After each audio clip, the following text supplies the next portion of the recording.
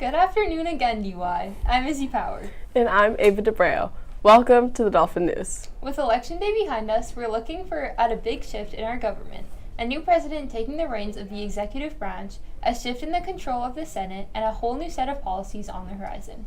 While the election of President-elect Donald Trump is pretty straightforward, some of the state ballot initiatives, like the one on Question 2, are a bit more complicated to understand. For those who don't know, a ballot initiative allows voters to directly propose or approve laws or amendments to the state constitution. It's a question placed on the ballot and voted for by individual citizens bypassing the state legislature. This year, Massachusetts had 5 ballot initiatives covering topics such as the authority to audit the state legislature, changing working conditions for Uber drivers and food service workers, and legalization of some psychedelic drugs. For students, though, Question 2 could have a major impact. This ballot measure essentially decided whether passing the MCAS would remain a graduation requirement. And with a clear victory, more than 19% in favor, it looks like the law will change. While students no longer have to pass the MCAS to graduate, they'll still need to take the test as part of the state's education system. That's right. As of now, the MCAS is not a graduation requirement. However, we all still have to take it. The Massachusetts Teachers Union and the Department of Elementary and Secondary Education are working to figure out the next step and what this means for students across the state. All right, enough politics. Let's go to Dom for our sports news. All right, now it's time for the sports. Thank you, Ava. It's playoff time for fall sports. The football team is heading off to Linfield today for the first round of the tournament. Best of luck for the Gridiron today. I smell victory. The field hockey team defeated East Longmeadow on Wednesday to advance to the Elite Eight. Next up is a trip to Newburyport on Saturday to take on the Clippers. Bring back the W, girls!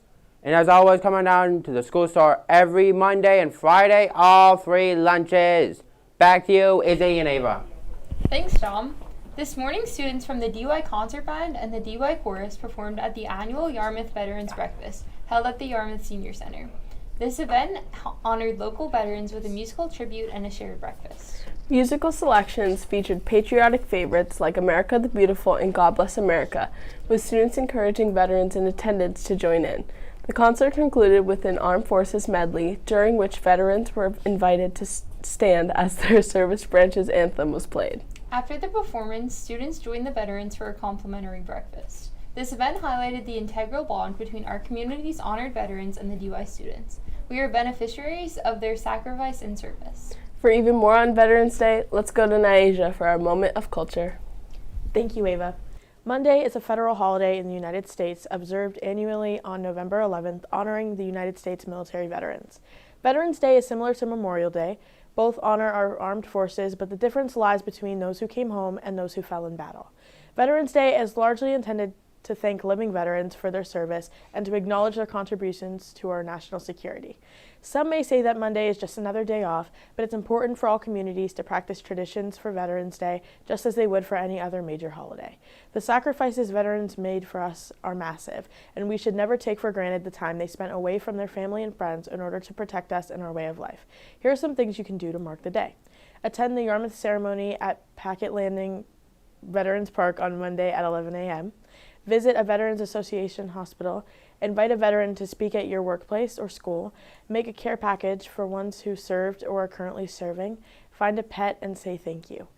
We have a number of veterans who are staff members here at DY. We here at the DY News would like to thank you for your sacrifices, for your valor, and the things you carried, for protecting us and for defending our rights. Back to you, Izzy and Ava. Thank you, Naija. Last week, during our moment of culture, Naija told us about El Dia de los Muertos, a holiday celebrated by many Hispanic communities. This coming Tuesday, November 12th, the Spanish Club invites you to a screening of the Disney movie Coco, which is themed around this holiday. The screening will be after school in room 517. Bring a friend and join the Spanish Club to celebrate the language and the culture. And now it's time for the DY Student of the Week. One of the key components of educational experience is growth. A good student worries less about where they are than where they are headed and how best to get there. This week's Student of the Week has demonstrated this type of growth mindset. She has made improvements in all her classes, but especially AP Psych. Her work ethic is outstanding, and she has shown a real ability to connect with the material this year. According to her nominating teacher, she is so proud to be improving, and she has made many improvements in her abilities in the subject. This week's DUI Student of the Week, as nominated by Mr. Hatch, is Zoe Johnson. Zoe, thank you for modeling a great work ethic and for making DUI a better place. Now it's time for our weekend weather update. Let's go to Mackenzie. Thank you, Ava. The rest of the day will be in the mid to low 50s with windy conditions ranging from 25 to 30 miles per hour. Saturday will be in the high 40s with a low of 40 degrees, windy conditions remaining throughout the day up to 41 miles per hour in the early morning. Sunday will be in the high 50s with a low of 39 degrees in the early morning, cloudy conditions remaining throughout the duration of the day. On Monday, there is a 62% chance of rain in the early hours of the morning, but it should clear up in time for any Veterans Day ceremonies. The rest of the day will be in the low 60s with partly sunny skies.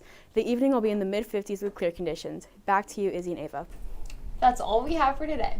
Thank you for watching, and have a Have a great day in Dolphin Land, DUI.